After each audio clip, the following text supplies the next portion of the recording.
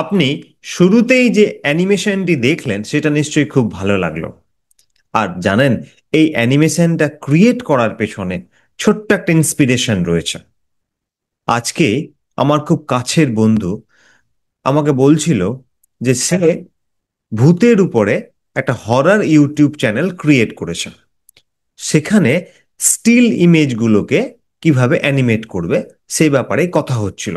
আর সেখান থেকেই আমার আইডিয়াটি আসে, আর এই ভিডিওটা আমি ক্রিয়েট করি। এখন আপনি কি এটা শিখতে চান যে কিভাবে স্টিল ইমেজকে আপনি অ্যানিমেট করবেন? তাহলে এই ভিডিও আপনার জন্য। নমস্কার, আমি মৃণাল কান্তি ওঝা, বেঙ্গল টুমোরোর ফাউন্ডার এবং একজন নলেজ বিজনেস কোচ। আমি ডিজিটাল মার্কেটিং শেখাই বাংলায়, আর বোঝাই কিভাবে আপনি ডিজিটাল মার্কেটিং শিখে আপনার যে কোনো ধরনের অফলাইন স্কিল, নলেজ এবং এক্সপার্টিসকে অনলাইন নিয়ে আসবেন এবং মনিটাইজ করবেন মাত্র 4 সপ্তাহে। আমার লক্ষ্য 10 লক্ষ নলেজ গিভার্সকে ডিজিটাল মার্কেটিং শেখানো। আমি চাই 10 লক্ষ নলেজ গিভার্স আমার কাছে ডিজিটাল মার্কেটিং শিখুক, আর ডিজিটাল মার্কেটিং এর এই নলেজকে ইমপ্লিমেন্ট করে তাদের জীবনে multiple sources of income create করার মাধ্যমে এনজয় করুক ফ্রিডম অফ টাইম, প্লেস এবং মানিকে। তো চলুন আজকের ভিডিও ফিরে আসা যাক। আজকের ভিডিও আমরা শিখব কিভাবে আপনি ক্যানভা ইউজ করে খুব সহজে একটা স্টিল ইমেজকে অ্যানিমেট করবেন, আর সেই অ্যানিমেটেড ইমেজটাকে আপনি আপনার সমস্ত কাজে ইউজ করবেন।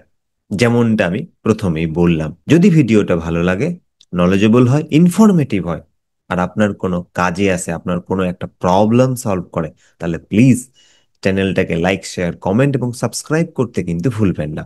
আর আপনাদের প্রত্যেককে অনেক অনেক ধন্যবাদ। আপনারা আমার প্রত্যেকটা ভিডিওয় কমেন্ট করছেন, লাইক করছেন, সাবস্ক্রাইব করছেন, তার জন্য আরো একবার ধন্যবাদ। আর এইভাবে আমরা খুব তাড়াতাড়ি 10,000 সাবস্ক্রাইবার পূরণ করে ফেলবো। আর 10,000 সাবস্ক্রাইবার পূরণ হলে কিউএনএ সেশন আসবে।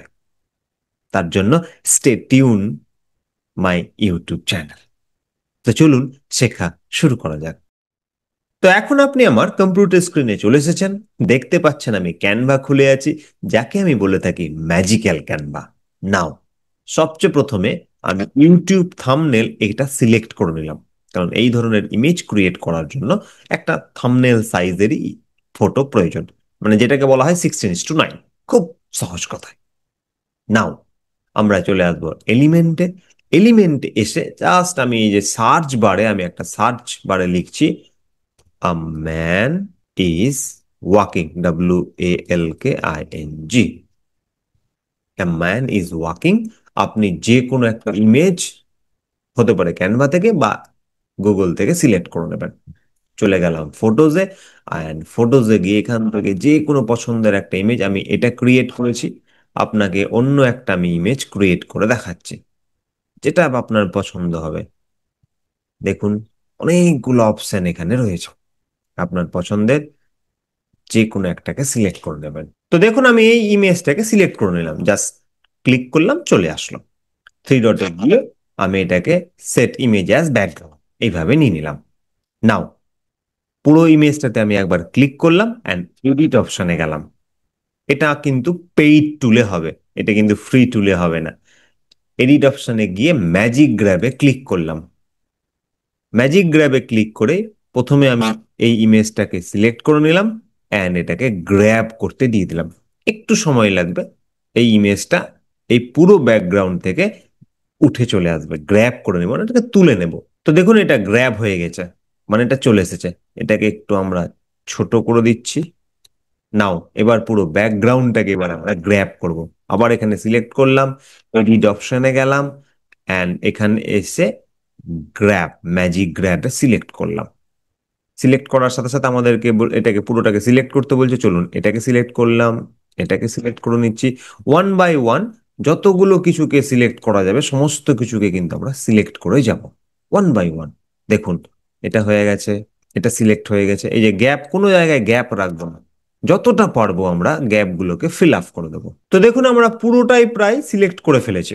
নাও গ্র্যাবে ক্লিক করব, আর খুব অল্প সময়ের মধ্যেই পুরোটা কিন্তু গ্র্যাব হয়ে চলে আসবে। তো দেখুন পুরো ব্যাকগ্রাউন্ডটাই গ্র্যাব হয়ে আসছে, বাট আমরা দেখতে পাচ্ছি না সেই মানুষটি কোথায় গেল। কিচ্ছু না, আপনি চলে আসবেন একদম পজিশন, এই পজিশনে ক্লিক করবেন, আর টু ব্যাক, এটাকে একদম মানে ব্যাকগ্রাউন্ডটাকে আরো পিছনে আমরা নিয়ে চলে আসলাম। এইবার এই মানুষটাকে আপনি, জাস্ট এ মিনিট, আপনি মানুষটাকে সিলেক্ট করুন আর এটাকে একটু মিডিলে আনতে পারেন, কোনা করতে পারেন, তো আমরা একটু মিডিলে আনলাম, ব্যাপারটা ভালো লাগবে দেখতে। ইয়েস, অ্যানিমেটে ক্লিক করলাম। অ্যান্ড অ্যানিমেটে গিয়ে আপনি এখান থেকে যে কোনো একটা অ্যানিমেট অপশন, আপনি যদি এটা চান, এটা, আমরা ব্রিথটা করব, আপনি যে কোনো একটা কিছু করতে পারেন। আপনি এরকম স্টাইল চাইলে আপনি এরকম স্টাইল করবেন, এরকম স্টাইল চাইলে এরকম, কখনো যদি মনে হয় এরকম কিছু চাইছেন সেটা করতে পারেন, এরকম চাইলে এরকম, এরকম চাইলে এরকম, যে কোনো একটা। এই যে দেখুন প্যান অ্যান্ড জুম, যদি এটা চান এটা করবেন, ফটো রাইজ, দেখুন আস্তে আস্তে উঠছে, যেটা আপনার ইচ্ছে। তো আমরা এখানে ব্রিথ এই অ্যানিমেশনে ক্লিক করলাম। ক্লিক করে মনে রাখবেন যেন এটা আউট থাকে, ব্রিথ অ্যানিমেশনটা আউট থাকে। অ্যান্ড এটাকে একটু কমিয়ে দিব, তাহলে ভালো লাগবে। বেশি ফাস্ট হলে ব্যাপারটা দেখতে ভালো লাগবে না, এটা একটু কমিয়ে দিলাম, ব্যাপারটা ধীরে ধীরে হবে। নাও আমরা ব্যাকগ্রাউন্ডটাকে সিলেক্ট করলাম। সিলেক্ট করার সাথে সাথে এটাকেও আমরা ব্রিথ অ্যানিমেট করে দিচ্ছি, এটাই করে দেবো।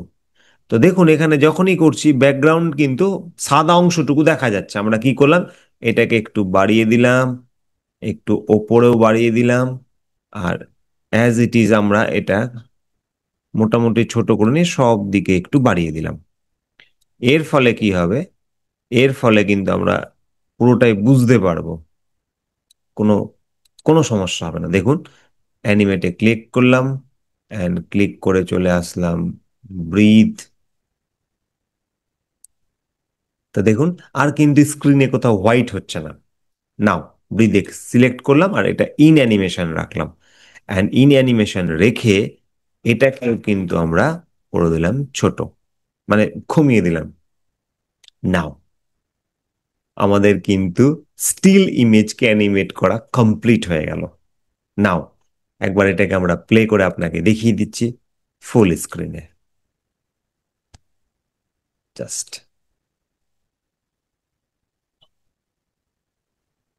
দেখুন,